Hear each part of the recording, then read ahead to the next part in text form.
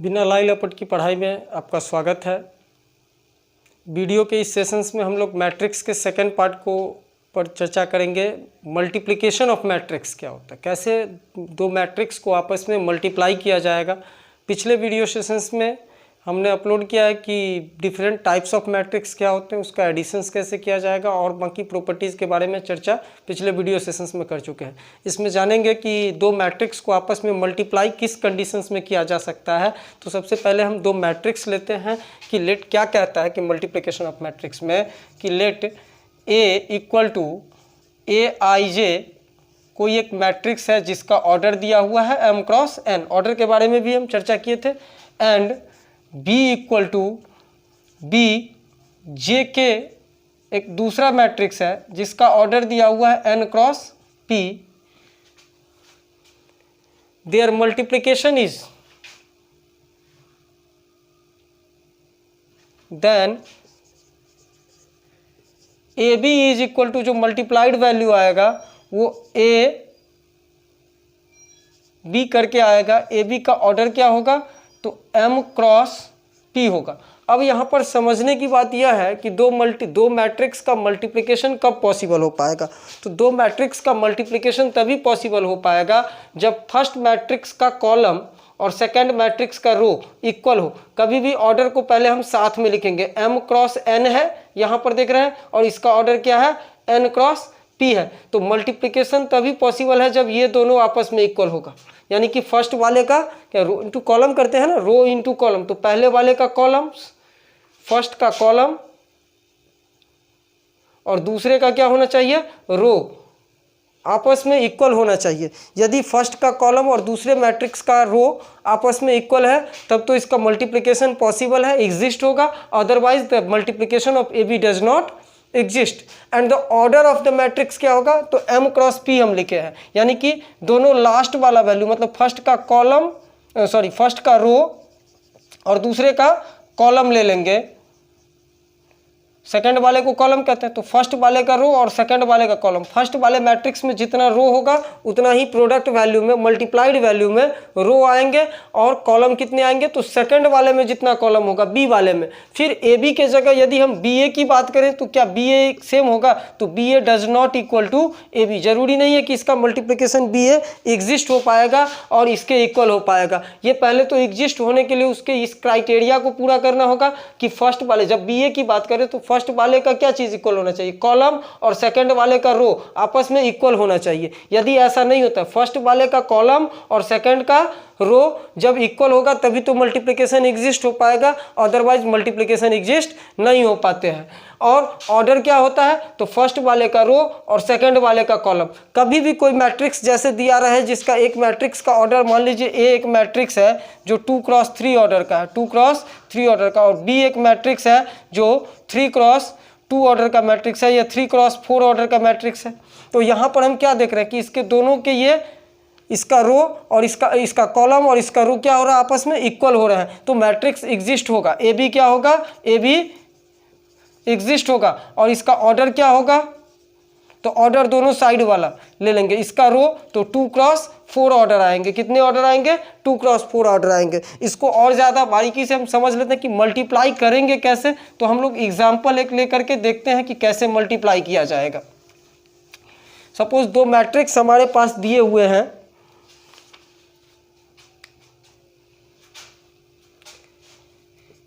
If a equal to a11 a12 a13 a21 a22 a23,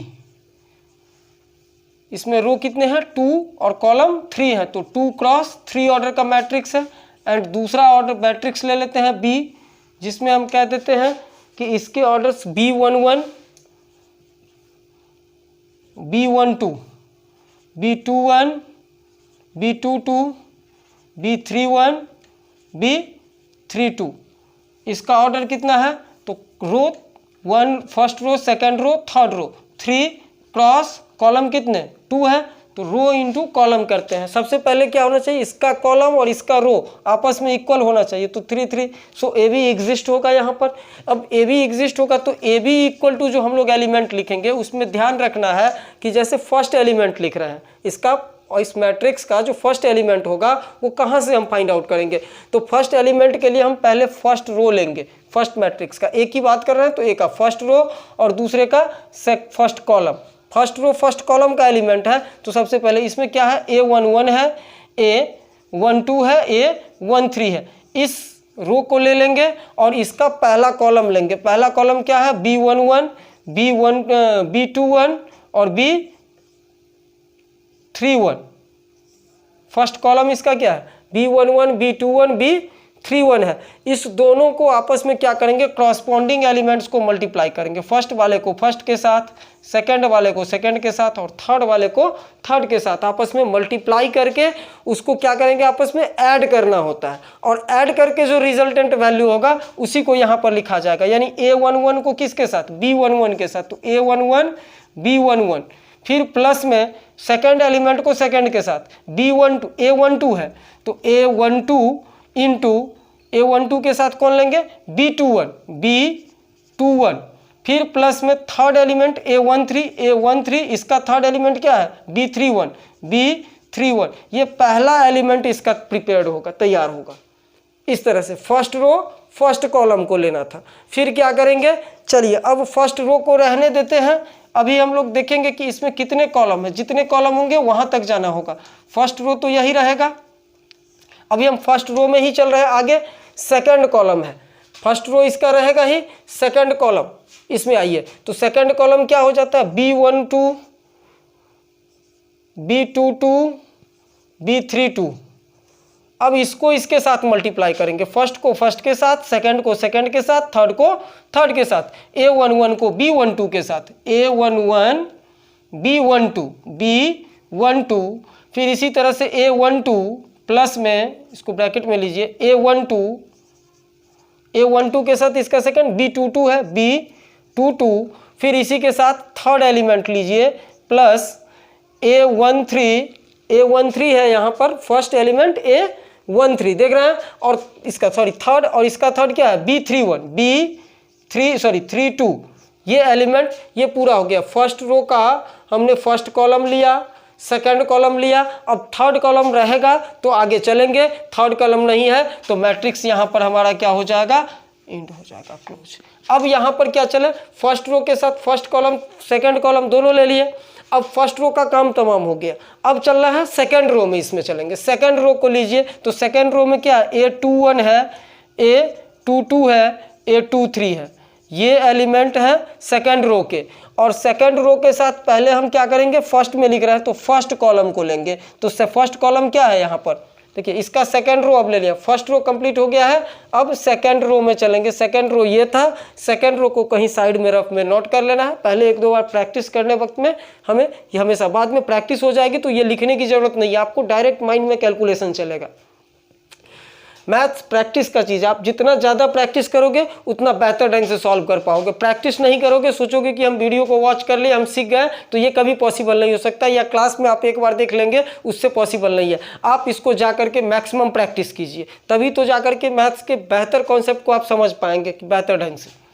यहाँ देखिए first हमने क्या बोला कि सेकेंड रो को लेना है। अब सेकेंड रो के साथ हम दूसरे मैट्रिक्स में चलेंगे, क्योंकि ए के साथ बी है तो बी वाले में चलिए। पहला कौन सा एलिमेंट लिख रहे हैं, फर्स्ट कॉलम का लिख रहा है ना, तो इसका कॉलम कौन सा लेंगे, यहाँ रो कौन सा है, सेकंड रो था। ये फर्स्ट रो तो कंप्लीट हो चुका है, सेकंड रो, तो सेकंड रो का एलिमेंट लिए हैं यहाँ पर। और कॉलम कौन सी, तो कॉलम इसमें से लेना है सेकंड कॉलम, तो फर्स्ट कॉलम। तो फर्स्ट कॉलम क्या है, B11, B21, B31।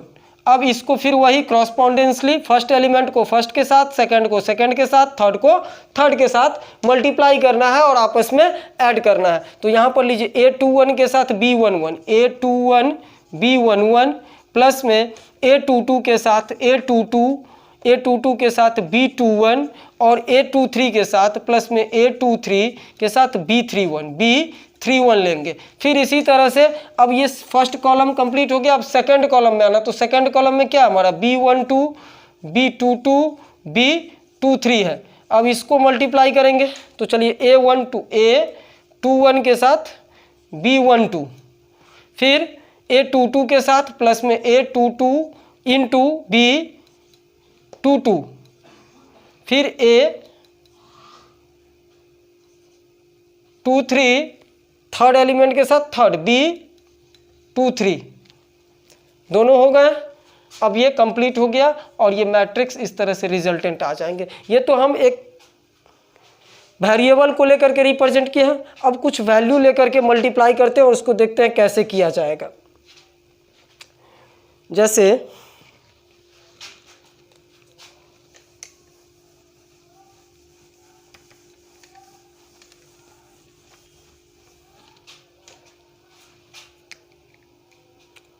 A equal to 2 3 1 ले लेते हैं। A इक्वल टू 2 3 1, एक मैट्रिक्स में फर्स्ट कॉलम में 2 3 1 और सेकंड कॉलम में -1 4 5 है। -1 4 5, इसका ऑर्डर पता चल रहा है कितने 3 रो हैं और कॉलम कितने हैं 2 कॉलम है।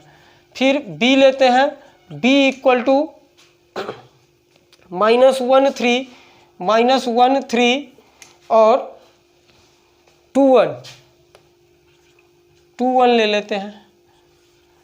इसमें ऑर्डर कितने हैं 2 क्रॉस 2 ऑर्डर है। तो हम क्या देख रहे हैं, फर्स्ट वाले का कॉलम और सेकंड वाले का रो सबसे पहले इक्वल होना चाहिए। 2 2 मतलब इसका ये वैल्यू और इसका ये इक्वल है, तो इस दोनों का मल्टीप्लिकेशन एग्जिस्ट हो पाएगा। दोनों को मल्टीप्लाई करेंगे तो वैल्यू कुछ ना कुछ आएगा। और ऑर्डर क्या हो जाएगा, तो 3 ऑर्डर हो जाएगा 3 क्रॉस 2, दोनों का इधर से और एक इधर से, मतलब इसका रो और इसका कॉलम 3 क्रॉस 2 ऑर्डर का मैट्रिक्स आएगा। देखते हैं कर करके क्या होता है। तो ए बी इक्वल टू जब भी लिखेंगे तो हम क्या बोले थे कि सबसे पहले हम लोग फर्स्ट रो को लेंगे।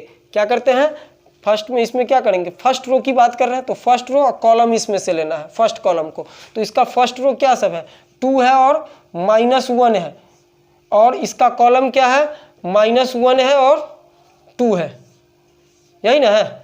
इसका फर्स्ट रो और इसका फर्स्ट कॉलम -1 2। अब क्या बोला कि फर्स्ट एलिमेंट को फर्स्ट के साथ, तो 2 1 जा 2, -2 आएगा। क्या आएगा, -1 से मल्टीप्लाई किया। और 1 2 जा 2, ये भी -2 होगा। तो आपस में प्लस करना था, साइन पर ध्यान रखना है कि साइन भी इंक्लूड होते हैं। पहला एलिमेंट हो गया। अब फर्स्ट कॉलम हो गया, तो फिर किसके साथ, सेकंड कॉलम में। फर्स्ट रो के साथ कौन सा, सेकंड कॉलम कौन है, 3 1 है, तो 3 1 को लेते हैं। तो 2 को 3 के साथ, 2 3 जा क्या हो जाएगा 6, और 1 1 जा तो -1 करेंगे। ये कंप्लीट हो गया।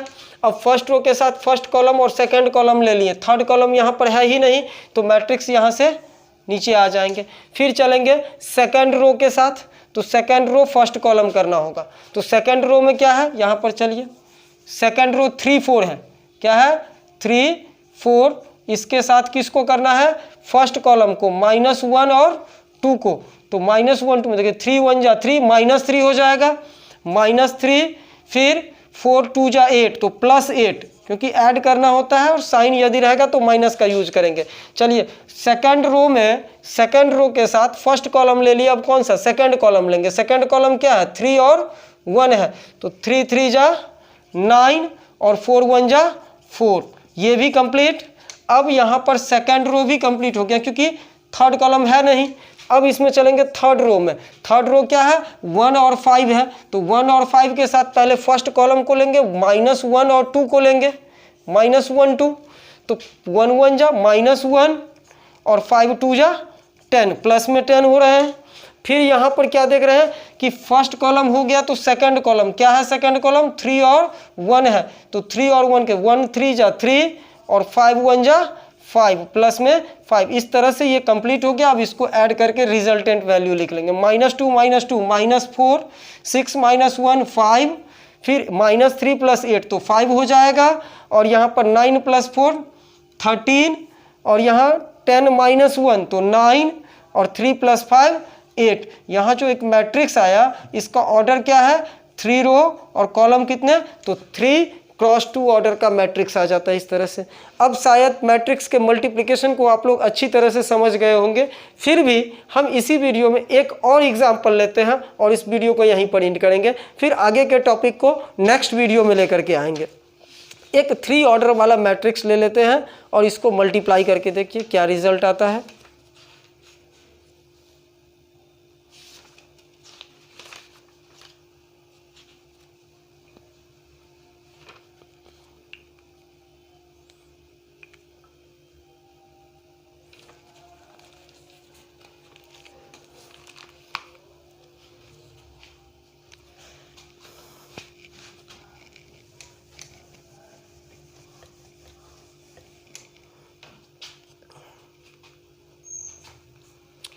मैट्रिक्स का क्वेश्चन है A equal to 1 2 1 3 4 2 1 3 2 and B equal to matrix दिया हुआ है